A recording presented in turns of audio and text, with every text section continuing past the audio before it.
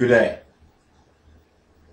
As I was getting ready for work today, I just thought to myself how many choices we make each day, consciously or unconsciously. Just think about today when you woke up. You had to choose if you're going to snooze the alarm or not. You're going to shower or take a bath. Which towel you're going to use to dry yourself with. Which clothes you're going to wear. Do you want to wear a tie or not? Which tie? Which shirt? Is it going to fit with these shoes? Which belt I'm going to wear? As you was driving to work, you had to make a choice which road you're going to take. The longest or shortest one, fastest one. As you were driving, you probably crossed an orange traffic light. You had to choose if you have to stop or are you going to go over. There's millions of choices we make each day. Most of them unconsciously. But then there's choices that takes up more of our time, more planning. Choices that keeps us awake at night. Choices of which person is going to be my husband or wife. Choices of which subjects to take at school. Choices of what I'm going to study at university. But as we make choices each day, there's also a lot of choices we make for or against God. The question this morning is, who do you choose? There is a piece in the Bible in Joshua 24 where Joshua gathers all the tribes of Israel and he puts them before a choice. He says to them, you must choose today who you're going to serve. God or all the other gods you serve around Israel.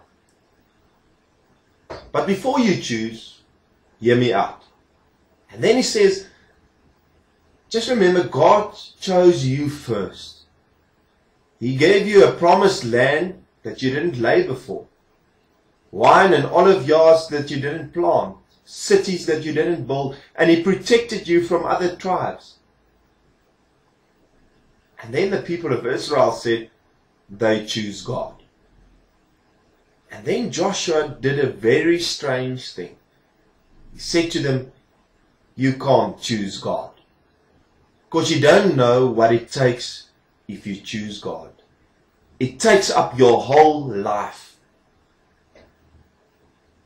But then people of Israel said they'll choose God. But the question is this morning, who do you choose? Do you choose God or other gods in our world? Is there any other gods? Most people will tell you money is a god. Money can be a god. Anything you put your trust in. Therefore your wife, your kids, your work, your sport, anything can become a god. But there's one God that consists out of everything we do. And that's the one God we all know so well. Me. I with all my ego. Me with the power I want. Every choice I make, I normally choose for myself, for me. Because I want the best for me. I want you to choose this morning. But before you choose, remember, God chose you first. He chose you as His child.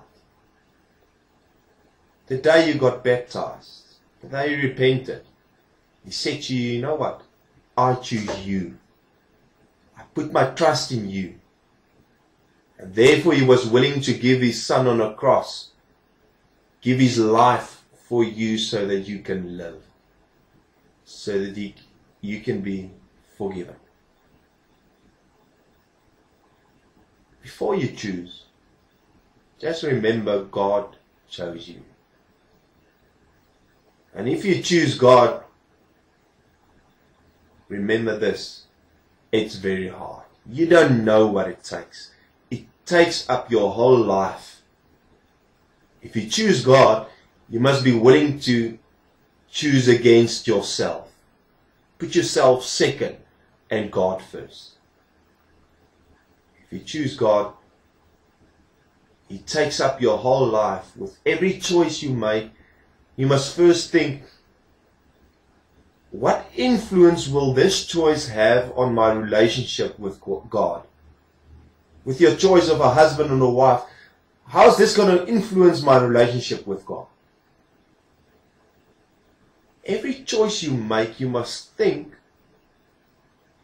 am I putting God first? And it's very hard. It's a cross you're going to carry, but that's the way you follow Him. Putting yourself second and God first. Who do you choose? May you experience something of God's love, a love that was willing to give His life for you.